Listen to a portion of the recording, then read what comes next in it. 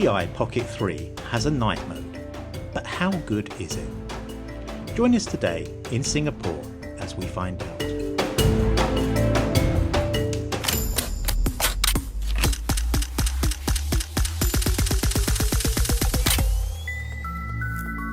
So very good evening from Singapore.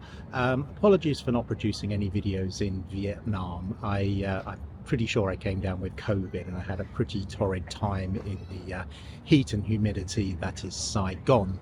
So there really wasn't any energy to actually create any videos.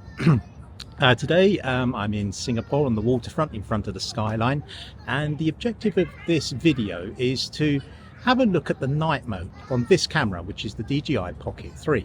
So I'd like to shoot the skyline in night mode and then repeat it in the standard mode.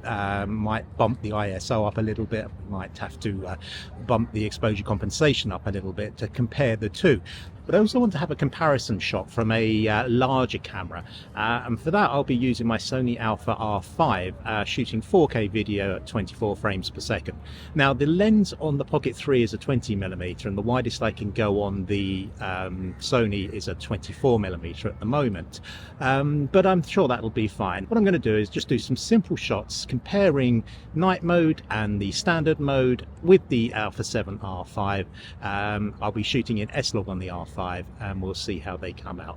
I'll take them back to Final Cut and put them in. We'll have a look and see what the differences are. Technically they're all 4K, technically they'll all be H.265, but it'll be interesting to see which looks the best or which can be edited the best. So I'm going to crack on. The skyline is beautiful, the weather is beautiful, it's hot and humid as you can probably tell from my forehead, but it's a lovely place to be, and I'm going to get on and shoot this video.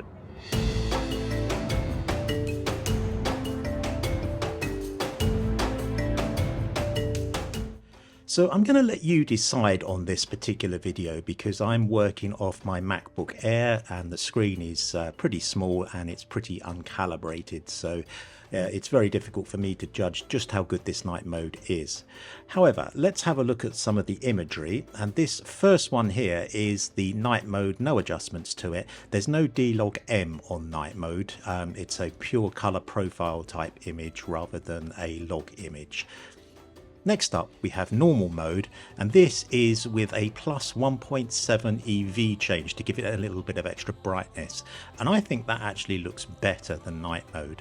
Now we have the Sony a7rv at 2500 ISO, and as you can see at that level it's actually a little bit underexposed but still looking quite impressive. When we go to ISO 6400 it looks much brighter and the noise is still very controllable. So let's have a look at some of them side by side. Here we have the night mode and the normal mode, so side by side, night mode to the left, normal mode to the right. And personally I think I prefer the normal mode with the plus 1.7 EV. Lastly, we have night mode with the Sony a7rv at 6400 ISO, and again I think the Sony wins out there. To me the night mode, it looks okay, but there's a lot of blooming going on and there's a lot of excess light put into the image that really wasn't there in real life. So I hope you've enjoyed this short video. It is a short one because I'm out traveling still. When I get back to the UK, hopefully we can get into some of the more in-depth videos that I have planned. If you've liked the video, please give me a thumbs up and a subscription, and I will see you in the next one.